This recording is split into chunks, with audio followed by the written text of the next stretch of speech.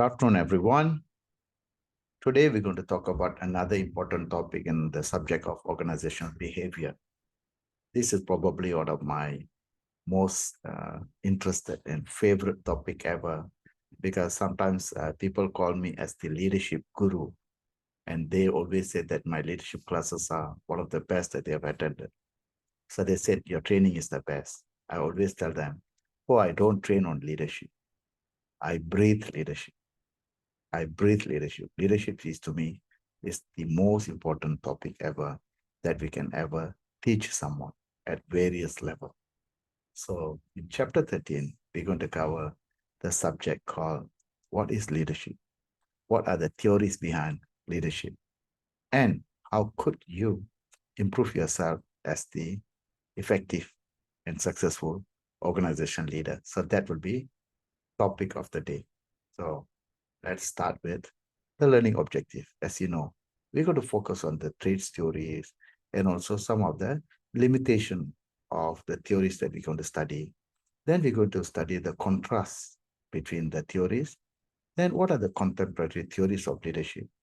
I am actually not going to be really into the theoretical part of leadership. That one I expect you to read from your textbook and also other resources that I'm going to share. But I'm going to put in that idea why leadership is important, why you should actually aspire to become a leader on your own right, and also lead an organizations towards achieving the next level performance. Almost all of you, once you achieve the age of 30 in organization, you'll be getting the first big promotion of your career. And what would be the number one quality that management will look into you before they can promote you to become the manager or head of department? The qualities of you as a leader, not how effective worker you are, not how good employee that you are, all are important, but they want to know whether or not you can lead a team, whether or not you can lead a department, and eventually in your 40s, whether or not you can lead the whole organization. So 40s will be the time that people will be considering you to lead that organization. So your career will go upward from ordinary employee, head of team, head of department, and also leading the department and ultimately become the leader of the organization. So what's next? First of all, we want to know what is this leadership is all about. Okay. So there are thousands of definitions what is leadership is all about. We're going to see today.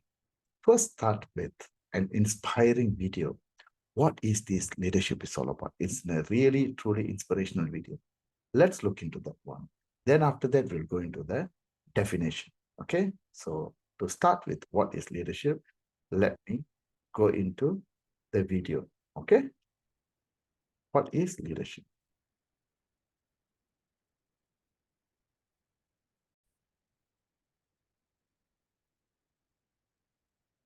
Enjoy.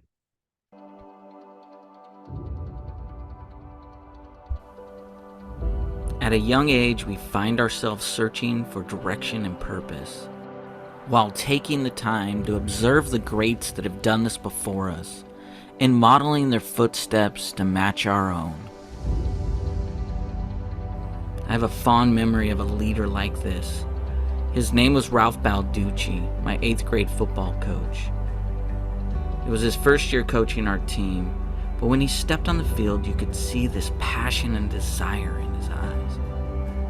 As the year went on, his belief in us grew stronger, and our own success started drawing our team closer together. Our belief in our shared values took us farther than just the game of football. Our friendship and trust in each other also grew stronger. It was all because of one man caring so much to inspire a young group of kids to achieve something great. Leadership is not a position awarded to an individual. It's the individual's desire to lay the foundation for others to follow and help them find the courage to do something that may otherwise seem impossible. We all need great leaders in our lives to help us through the hard times and inspire us to do great things. Because once we go through the experience of following great leadership, we find ourselves developing the leadership traits that will soon inspire the next group of individuals looking for direction and purpose. Become that next leader that uplifts others' motivation to develop the passion for opportunities yet to come.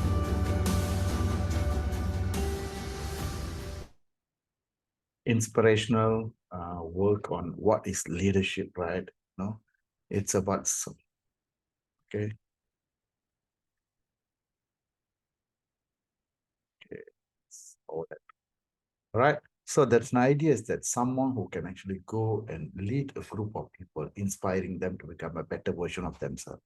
Leadership, whether in sports or in organizations, will be the same. That you become the leader and you inspire others to believe in themselves more.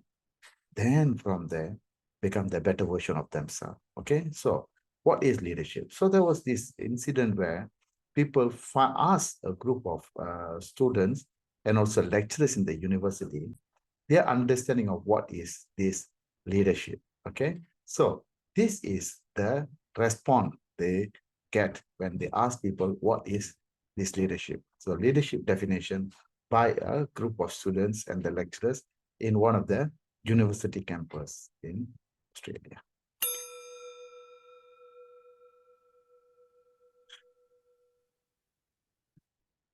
When you think about leadership, what comes to your mind? It's a good question. Leading? A few different words, actually. Probably responsibility, integrity, vision. Someone that you aspire to want to be like. We often have this idea that leaders are the people who are just like dictators, and they want to stop us from doing things and make us force us, put us into place, and make us be robots. Well, for me, leadership doesn't come from above. It comes from energies that are pushing you up. Inspire confidence in someone to get something done. You know, it's not just about you, it's about them, the team. Bottom line is that the whole can be greater than the sum of the parts. It's important for generations coming through to have people ahead of them that aren't saying, It's someone who's willing to fight. I think walking the talk rather than just saying things that you don't actually do. I don't know what proportion of the population are cut out to be leaders, but it's probably not that many. You see, I believe everyone can. I believe everyone can. I think a leadership title, that doesn't mean much without the right qualities. Traditionally, when we think of a leader, we think of like a person of power or influence. But even at uni, you see people in tutorials, they're leading conversation or ideas. I think that someone with an eye to humanity's problems is really admirable. Be part of the motion of humanity. Standing up, being counted, you need brave people. And also it's exciting to be someone who tries to make a difference. Watching people doing great things and you just feel inspired and want to talk to them and learn from them and do the same or even better things. I think real leadership is about changing people's lives for the better. First thing, right? It says changing people's life to the better, regardless of wherever you are. I like to take my leadership as a lecturer, and also I like to take a leadership as a consultant and organization. So who are these people that we call as a leader? Some of the best quotations, or remember, all these are not from your textbook. These are all my coaching materials that I use with my clients. I'm bringing it for you in advance, okay? So who are those people? So leadership, according to Stockdale, he says the process of influencing the activities of organized group in effort towards goal setting. So the leader will set the goal and also help others to achieve the goal. A leader's job is to look into the future. So that means when you become a leader, you are not just managing here, but you'll take the leadership into the future and give a vision of the organization, what it can be and what it should be, right? Then as a leader, if your actions inspire others to dream more, to learn more, to do more and become more, you're a leader. That means you make sure that the people who are following you become the better version of themselves. So that's what it means, yeah. Finally, the function of leadership is to produce more leaders. So that means when you become a leader, you become what do you call a better leader. So you produce more leaders like you or better than you are. So you're not going to produce more followers, but you're going to produce more leaders. So in essence, if you are a high performance leader, this is what Brian Tracy said, okay? Brian Tracy says, respect is the key determinant of high performance leadership. How people respect you determines how well they perform. So that means if you're a good leader, great leader, it can be seen the way people respect you. Okay, so if you're a corrupted leader, who's going to respect you, right? So that's the key. The key here is that you as a leader, you must own the respect of the followers. But most of the time, people confuse between these, the leaders and managers. Most of the time, they're confused between the leadership and management. They use it as interchangeably. They think that leadership and management are the same. And sometimes management, they call it as a leader. Sometimes the leaders, they call it as managers. So I have actually made some differences between this leadership and management. To me, there's a huge difference because leaders, normally they will develop vision and drive the changes towards a better future. Consider managers. They are actually very much into operation. They monitor progress and they solve day-to-day problem, right? So that's a major difference. Warren Benny says, managers do the things right, while leaders do the right thing. So managers always follow the book, follow the rules, follow that, what do you call, solutions, guidebook and whatnot. However, leaders willing to go against the rules because they say, hey, no, this is the right thing to do. They're willing to take the risk of doing the right thing. According to John C. Maxwell, he says the main difference between leaders and managers is that leaders have people who follow them voluntarily. Okay, if you're a manager, people follow you voluntarily. While managers are people who work for them. If you're a manager, you will have people to go and work for you, all right? So managers work within a system. The leaders work on a system, okay? So managers work with the system, leaders work. So that means the leaders change the system as needed. I come across this from internet. Now, this is not my work, but I come across this from the internet, and this is how they have differentiated this. They say the manager says I, the leader says we. The manager evokes fear, the leader radiates love. The managers drive his money, the leader inspires them. The manager demands respect, the leader commands respect. Nice, yeah? Okay, the manager shows who is wrong, and the leader shows what is wrong. Okay, the managers know how it's done, the leaders know how to do it. And finally, the manager depends on authority. The manager depends on goodwill. This is the biggest thing, is that people respect you as a manager because of the authority and the power that you have. But people respect you as a leader because of the goodwill as well as your love that you have for your followers. People respect you always. There are people who will always be remembered as the leaders. In my case, the Ibrahim Bajuni. He was my boss once. But until today, I call him my mentor, my leader. After he retired in the year 2000. So after 23 years, I still respect him as my manager, ex-manager, but as my leader, as my mentor, as my life coach. That is how people, what they call, inspire you to become a leader. So these are some additional materials that is not part of your textbook, but I thought I wanted to set the tone for what is leadership and the content of the leadership for your own benefit. Now let's go back to what the textbook says. Okay, so now we go into the textbook. Textbook says there are so many theories that are related to that one. So this is going to be all theoretical. I'm going to read and I'm going to explain. I'm going to make sense to you. But for a better understanding, you have to look into this, okay? More detailed resources from your textbook and also other resources from the internet, okay? So there are few traits theories of leadership. That means whenever we talk about leadership, there are few traits theories of leadership. That means you are looking into what makes a leader a leader. Is there something that you're born with, or there's something that you acquire? Okay, so in a WhatsApp later, I'll give you the link to one of the best videos on this. So according to these traits theories, leadership is the ability to influence a group of people towards the achievement of a vision or set of goals. which is very true. We saw that definition earlier. So as a leader, you go there, you set a vision for them. Then you tell them that we're going to achieve these goals towards achieving our vision. So that's what leadership is all about. Leadership cannot be just go there, you don't have a vision. But to me, it's very simple. Leadership means vision. Leadership means vision. Okay. Not all leaders are managers. Okay. And not all managers are leaders. So not necessarily. Sometimes leaders can be very effective, but you give them any organizations, there is no way they can actually to lead them. Okay. Just hold a second. Yeah. Just hold a second. Sorry for the disturbance.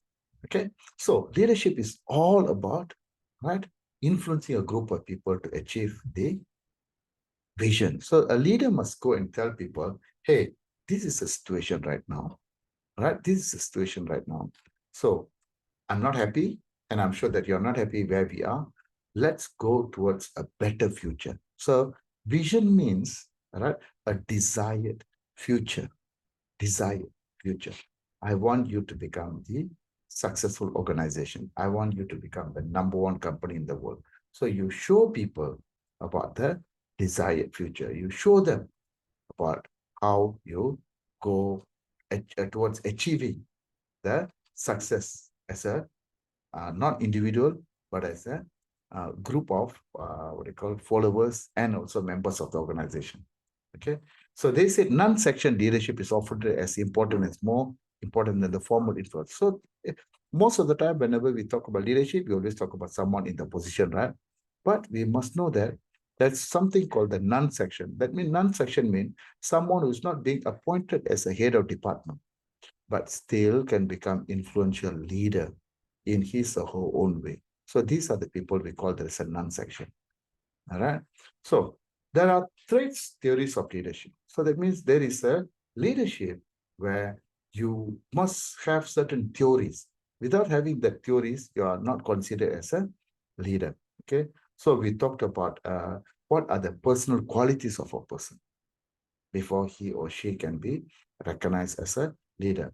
So we are talking about the personality, the social, physical, or intellectual attributes of a leader before you can differentiate them between one from others. So you can always see why a person is considered as a leader, why a person is considered just a follower, right?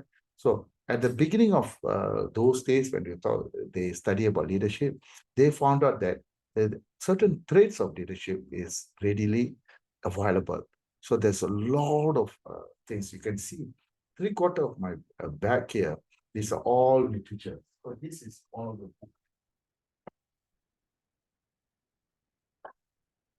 See, get the book title called Handbook of Leadership Theory and Practice. You know how thick it is?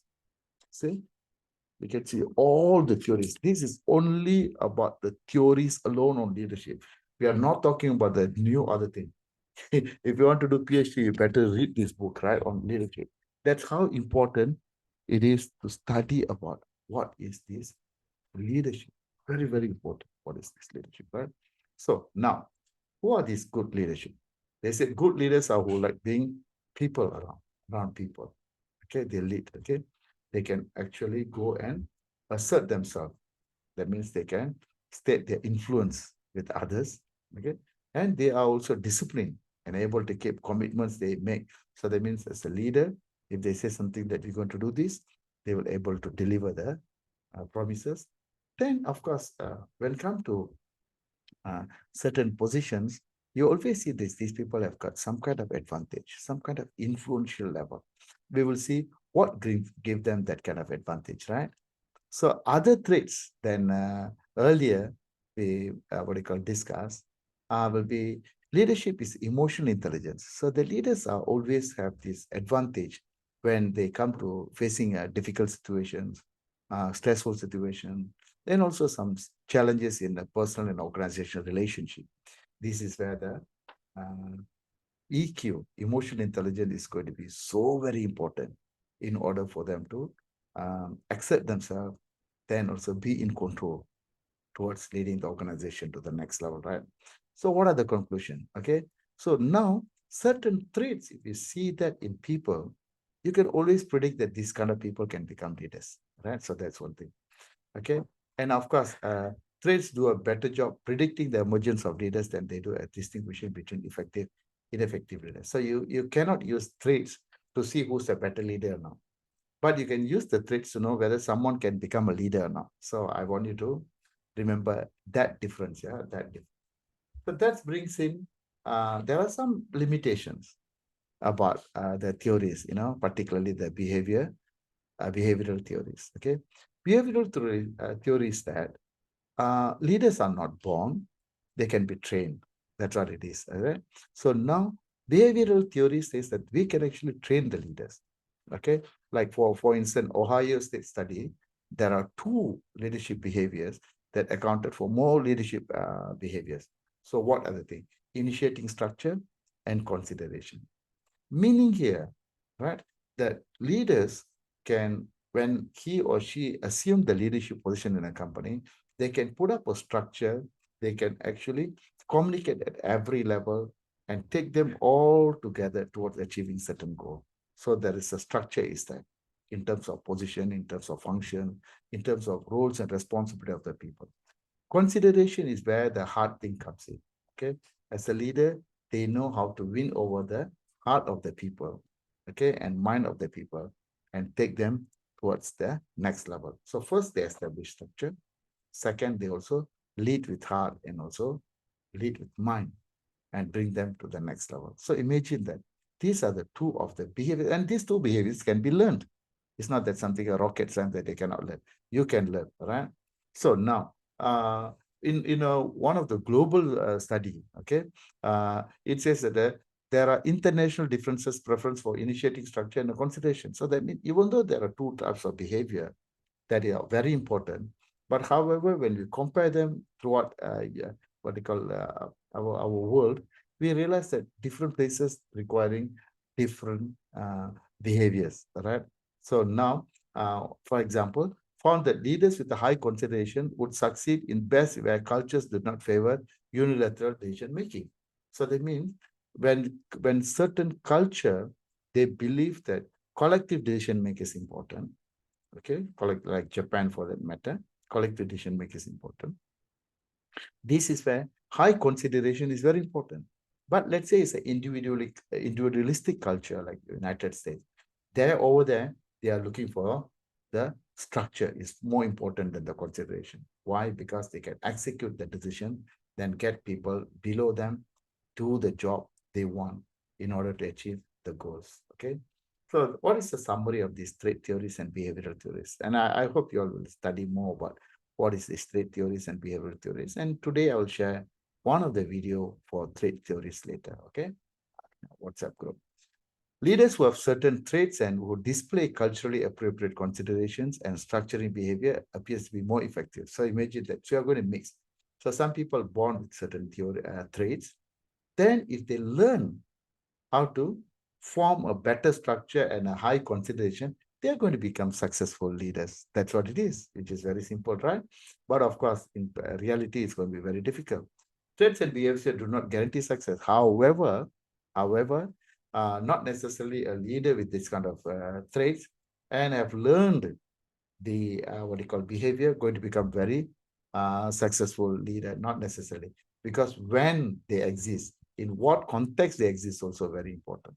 Okay, so that's what it is. It's not only the person, but also the other considerations that will help them or fail them to succeed. Very, very important. So what are the contrast contingency theory of leadership? There are a few theories there, right? So we're going to look into one element of the theory. We call that as a contingency model. So fateless contingency model is one of the known leadership model, yeah. And in this model, Fielder says that effective group performance depends upon the proper match between leader's style of interacting with subordinate and the degree with which the situation gives control to the leader. So that means the way that the leader can change the style and the way the organization can support his leadership going to determine the success. All right. So they call this a least preferred co-worker LPC questionnaire. In this questionnaire, we'll find out whether or not the employees want to follow the leader or not, okay? And they also think that the leadership style, which is fixed. But if you ask me, leadership style is not fixed. Leadership style can be changed according to the situation. And later we'll see something called the situational leadership. Okay. So defining the situation is everything in order for you to select the right leadership qualities. This is why in contingency theory, we study about leader-member relations, who depends on who, and what kind of structure is in place. Then we also talk about the position power. Even though if you are a leader, if you do not have any power to influence the reward of your employees, they are not going to support you.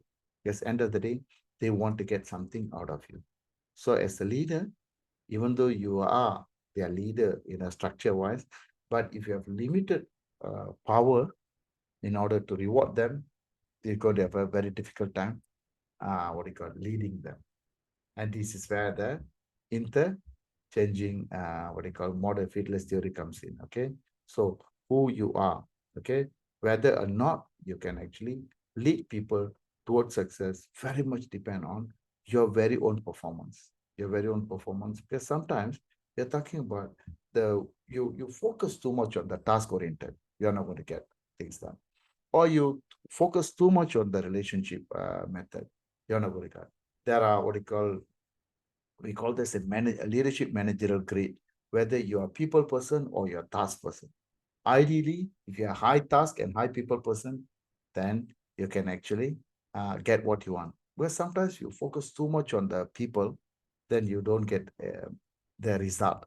But sometimes you focus on the result, task, then you neglect your people. Also, no good. How can you find a balance between the task and the people is going to be determined whether or not you're a good leader. Okay. So this is the situational leadership theory that I talked about. Ken Blanchard came out with this one. Brilliant way.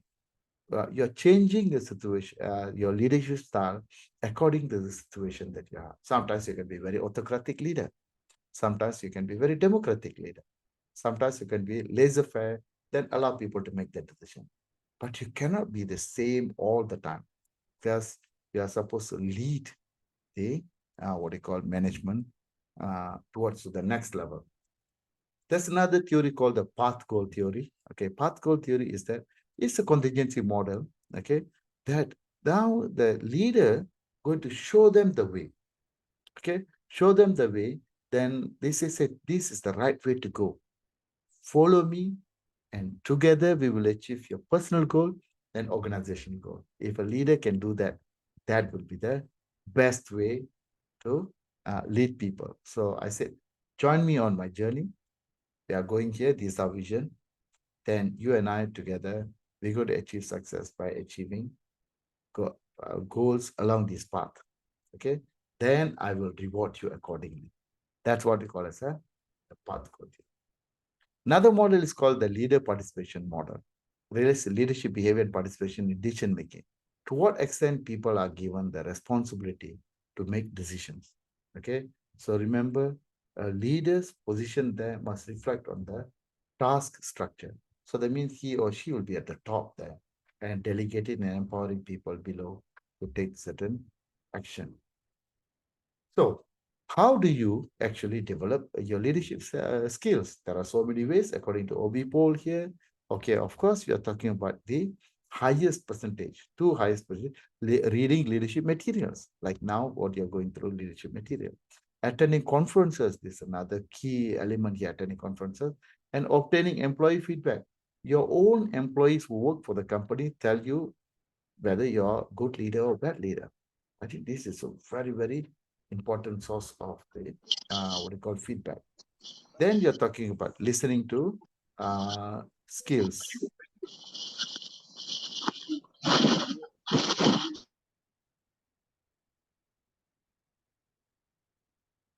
Okay, so the next one is other activities and such as obtaining further education, or maybe you're talking about doing your MBA and whatnot and become a leader. And sometimes, of course, without doing anything, some of the leadership opportunities will come naturally to you. So Go ahead, people. Based on this is where you're going to determine how you're going to become a better leader. Okay, so attend conferences, attend training, like what I showed just now. There are people attending my training and they improving the leadership style, or maybe they attend other conferences. And this is what happen in your personal life too, right? So now, what's next? Okay, we're going to talk about contemporary theories of leadership. There are so many theories of leadership. We discussed that earlier. It's called leader-member exchange theory. Remember, it's all about what is the relationship between me and my leader. Okay, so now I believe that I've got certain, as a follower, I've got a certain compatibility, my competence level. Okay, and I'm going to relate that with the leader, and the leader can identify in what way he or she can create an environment for me to succeed. Okay, for me to succeed. So in this way, it could be formal and informal relationship. Sometimes formal, sometimes it's informal, depending on that. But whatever it is, the ultimate goal is all about the leader finding out what is needed for the followers, and also he or she helping them to achieve. This is where a leader must be seen as a charismatic leader. Charismatic leader means someone that who can attract attention. Right now, fortunately, our country has got one charismatic leader named Anwar Ibrahim. He's full of charismatic. Of course, there are some people who don't like him and what the thing, but the history is going to show that he is one of the best charismatic leader we never had. Okay, but lucky we are having it right now. Okay, we are having it right. So what make them a charismatic leader? They are high vision, and they're also able to articulate and communicate that vision to everybody. Okay, and they are willing to take personal risk, because sometimes the vision that they come out with may not work out. If they fail, then they fail. It's a big risk, right? But they're willing to take the risk here. Okay, the next is the sensitivity to follow needs. At the same time, they do not neglect, okay, what the followers want, and ultimately unconventional behavior, they willing to break the rules. Okay, so now as a new ways of doing things, they say that, okay, no problem, I will take the risk. So these are the very much into charismatic. So now the question is that, are the charismatic leaders are born or made? Okay, so sometimes, we cannot deny that some of the leaders are born with certain we call traits. But if you ask me, my personal thing is that you actually can learn these leadership theories. Okay, you can definitely use your existing aura so that you can become a better leader. Then you can influence and inspire thousands more out there. So yes, there are some of them born, but most of them are actually trained. Okay, so how charismatic leaders influence followers? We already discussed about this. A charismatic leader will have a vision, inspired in the group of people that we are going towards that vision. Then they will come out with a vision statement to explain what is this vision is all about. Then make sure that everyone in the company, okay, incorporate the vision statement as their personal professional mission. Okay, then the company will set values to subscribe in order to achieve the vision. They don't want to become world number one by having a corrupt practices. They want to become the world number one when there are unethical practices for the company. So they have to come out with the values they're going to do that. Okay, otherwise they may be successful in achieving certain prominence in the market, but again they are not being respected. Okay, so how does effective charismatic leaders depend on the situation? Okay, if you ask me, yes. Okay, how can they not? Okay, they cannot be a superhero all the time, right? So they also follow the environment and also the scenario. Okay, all right. So now, what are the dark side of charismatic leadership? Okay, not necessarily they are always good for others. Sometimes they all have their personal goal as well. So I've seen so many leaders in Malaysia. When they come to the power, they say, "But demi raya, demi raya." But within 1 year, they started to swindle the money. They started to use the money for their personal gain into billions and billions of dollars. But they always cheat the people saying that I'm doing this for you. Well, I don't know when Malaysians going to wake up. Okay, hopefully all of you are already seeing what kind of bad leaders that we used to have. So transactional leaders, okay, basically we are talking about transactional and transitional leaders. Transactional leaders means you do something, then I'll give you in return. That's what transaction. Remember, you buy something, you give me 200 ringgit, I'll give you this. Okay, so that means it's a transaction.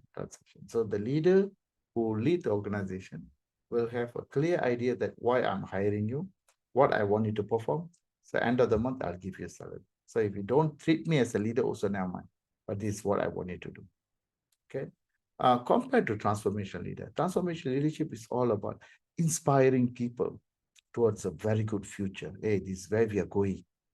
Like last time, to Mahathir came out in the 1991, Vision 2020. This is where we are going. So every Malaysian got excited.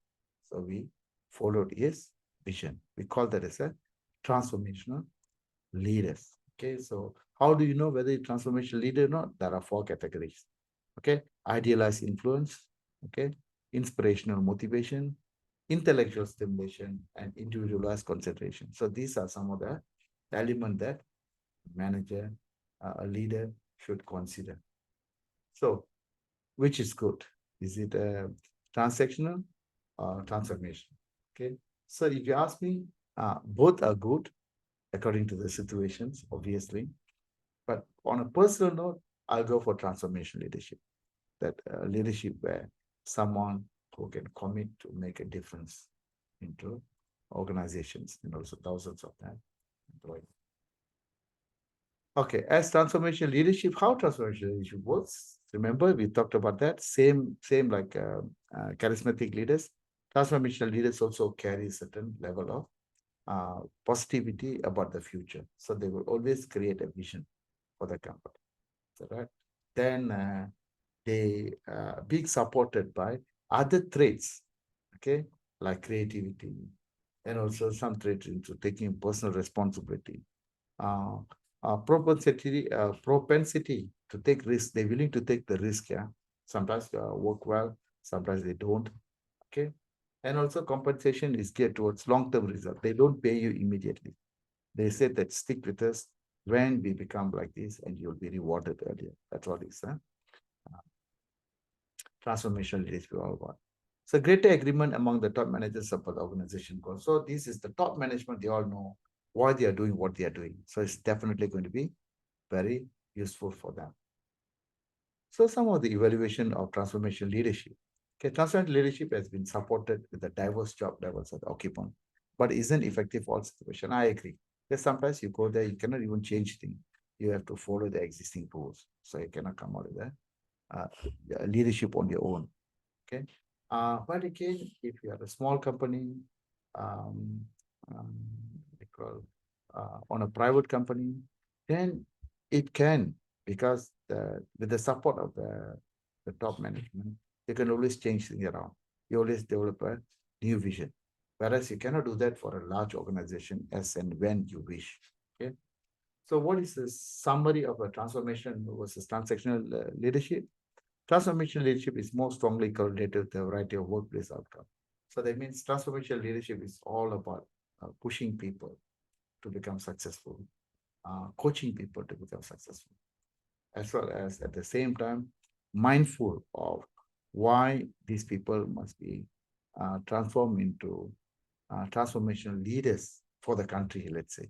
So it goes into broader perspective. All right. So the last but not least, transformational versus charismatic leadership. Okay, remember charismatic leadership places more emphasis on the why leaders communicate, whereas transformational leaders about what they are going to do. So transformational leaders, they focus on what we need to do. Let's go, let's go, let's go. But charismatic leaders will be doing the same thing, but will they talking to their people why we are embarking this journey? Okay, so that's how the difference is. Okay, what you'll do right now,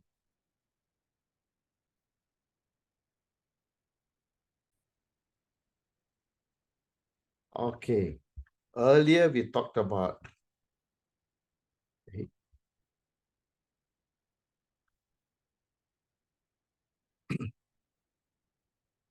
Earlier, we talked about the difference between the transactional leaders as well as the transformational leaders. Okay, we talked about which is better and what. Okay, it goes both ways. Right? It goes both ways.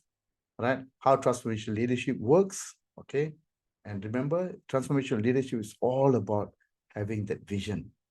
Okay, having that vision, a beautiful future. They can actually go and inspire the rest of the team going towards the goal. So the evaluation of the transformational leadership, as we discussed earlier, okay, it's basically about at a different level in the organization, all of them are looking for some kind of vision to go towards. All right. So now, but if the organization is small, as we discussed, it's much easier. But if you have a complex organization, large organization, it's not going to be easier. Okay. And also we talked about transformational versus charismatic leadership. So transformational leadership, they both comes in where they will have that vision going towards, all right? But again, what they're communicating, how well they're communicating is the vision is inspiring, okay? And both of transformational and charismatic leadership is all about, your ability to inspire the followers, okay, with that vision. That's the thing. Then we talked about leaders and other elements, okay? For instance, we are talking about authentic leaders. Authentic leadership is the leader who's genuine and they know who they are, okay? And they believe in themselves as well as their values that they carry, okay? And they act on their values and their beliefs, okay, openly and candidly. So they will communicate with them why they are doing what they are doing. And sometimes they also willing to break the rules for that, okay? But most importantly, when you see an authentic leader, you tend to believe in him or her because you have a higher faith and you know that this person is genuine and real, right? And if you ask me, of all the leaders, this is the number one aspect that I demand from my leaders. I call that as ethical leadership. What is ethics? Ethics is very simple. Do what you say what you do. That's what we call as ethical leadership. Ethics touches on the leadership at number of junctures. At early level, you will have opportunities to do corrupted things and bad things. So if you're an ethical leader, you know, all right, that what is the right thing to do. What are the things that you will never do? So if you ask me, ethical leadership is the number one demand that I place on people in order to take the organization to the next level. Abusive supervisions, this is where some of the leaders in the organization, they may abuse the position that they have, okay?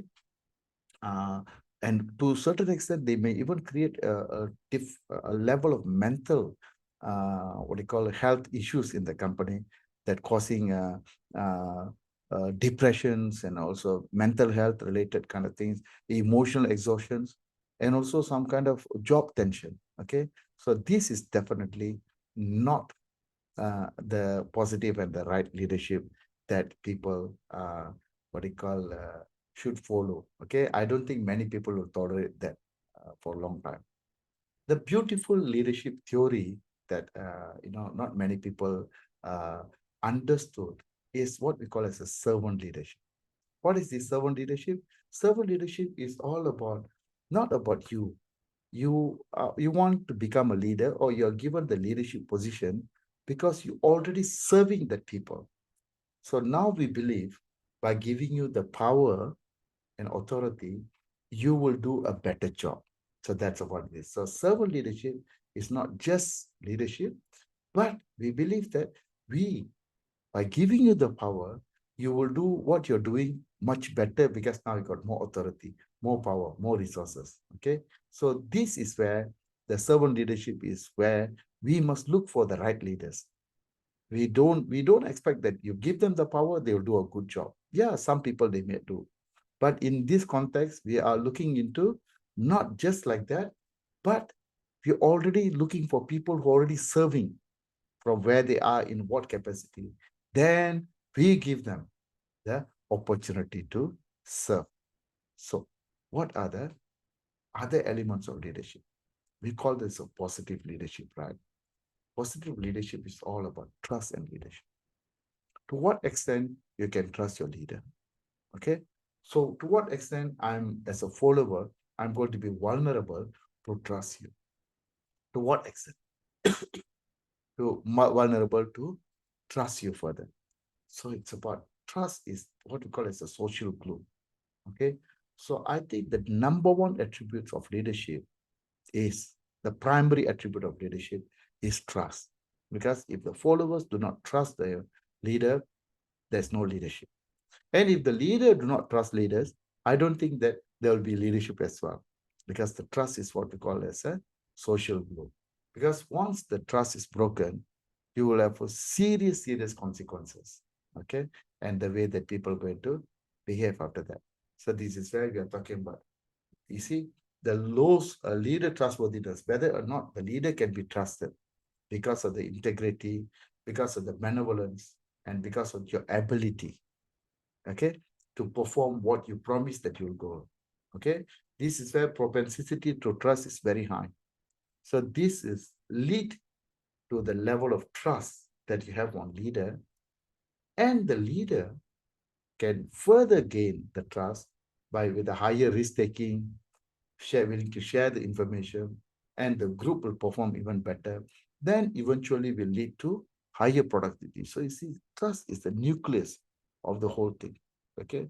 So, but again, trust comes in a various level, right? Propensity of the trust and culture. Some cultures are high trust culture. So if you're a leader, you're expected to perform. So if you do not keep your word, the whole society will be leading you. And depending on also the time that you become leaders, okay? But nowadays, you cannot simply bluff your way through because the resources are available everywhere. But remember, trust is very difficult to gain, easy to lose by one action, one word, one behavior, but near impossible to regain.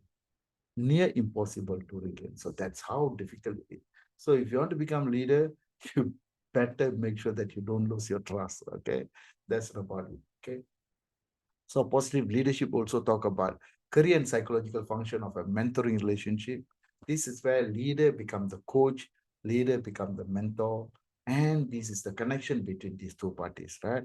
So that means as a leader, I'm a mentor, so I will choose some people to be trained to become the next level of leaders, right? So we'll be coaching them, we'll be mentoring them, and along the way to create the next level of leaders, okay? And this is where, in a psychological function, as a leader, as a mentor, we might even counsel the followers, the protege. Protege means someone that you're guiding, yeah. Okay, so to boost their self-confidence, and sometimes, like what I do with you all, share your personal experiences with you all, so that you all can lead towards your to develop towards a better future.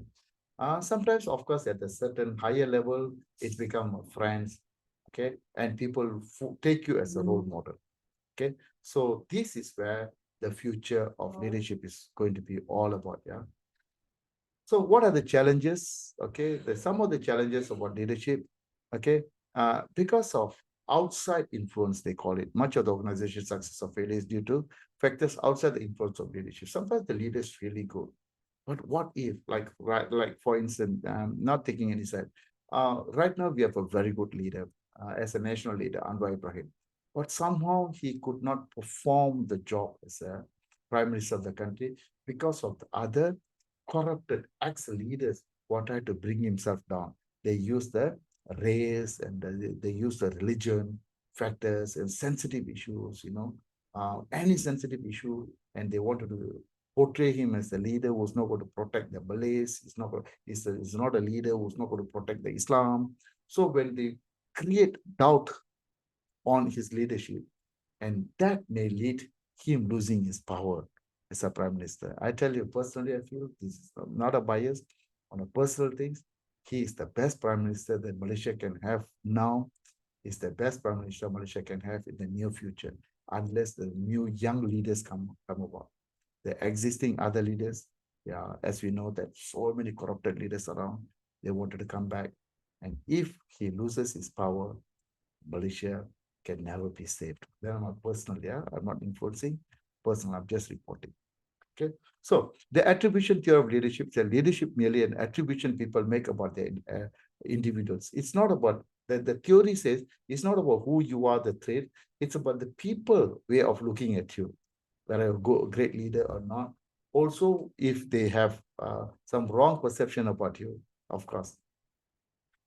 So we also look into what are other factors can substitute leadership in your level. Okay, we are talking about some of the characteristic, whether or not you are relationship oriented leadership, task oriented leadership. Remember, we talked about leadership is all about focusing on task and also relationship. We talk about instead of leadership alone, the traits alone, maybe your experience working can influence your effectiveness. Maybe without having any training, how professional you are, okay? And also maybe you don't care about rewards. So you just want to come and serve. That also will influence. Or sometimes the job itself, okay? Maybe the job will make you a very good employee because the job is well structured and the job itself gives a very good feedback. So you don't need somebody else from outside to give you feedback. And the job itself intrinsically satisfying. Remember, we studied motivation. So you really don't need more leaders to come and guide you because the job itself will take you to the next level. Or maybe the organization, the setup of the organization, okay? The goals are very clear for everybody to follow, all right? And there are rules to follow. And ultimately, if the team exists, then we are talking about everything is fine, okay? So what are the challenges? Other challenges? Selecting leaders. How do we going to identify who are the right leaders that we're going to have? Selecting leaders, okay? Selecting, identifying the effective leaders going to be the goal here, okay? So we will ask, okay, this is the title. We review the specific requirement of the position, okay? Sometimes personality tests to identify leadership traits are important. And sometimes also we will see whether the leader can perform in a different situation or not. So we can remember the situation leadership, we'll talk about it. Then we also have that succession planning. We must have a plan to replace the current leader with a new one because of maybe the retirement or maybe differences of the, what do you call, business challenges and whatnot. But these are some of the things that must be in place. We must have room for leadership succession planning. This is where the training for the leaders comes in. The training for the leaders basically talking about succession planning, and we call this a leadership development. And leadership development is today's #1 business in leadership training. Yeah? So every organization will have some level of training to develop the leader to become the leaders, okay, in the future. All right. So they are handpicked, they go with for the potential, but they will be trained and developed to become the future leaders. Very, very important element for this. All right. So people, as usual, leadership is a topic where you should master from now because eventually that is expected of you to show leadership qualities to be considered to promoted as well as leadership qualities to be considered for lead the organization to the next level. So I would say from now onwards, why don't you focus to become a better leader? Look into the characteristic of you as a person. What are the traits and attributes that you have? What are the behaviors that you must learn and improve in order to become a better leader? I believe that all of you are born leaders. All of you can be trained to become better leaders because leaders are not just born. Leaders are actually made. I wish you all the best in your career as a leaders of the future. Okay, you all can actually achieve that. Definitely, you can achieve success in the organization. Remember, the factors that go to determine you as a great leader is you determine that you want to be a leader. Only when you have the self-awareness, you want to be a leader, then you're very clear why you want to become leader, then you can learn a lot, okay, methods and the behaviors, how to become leaders.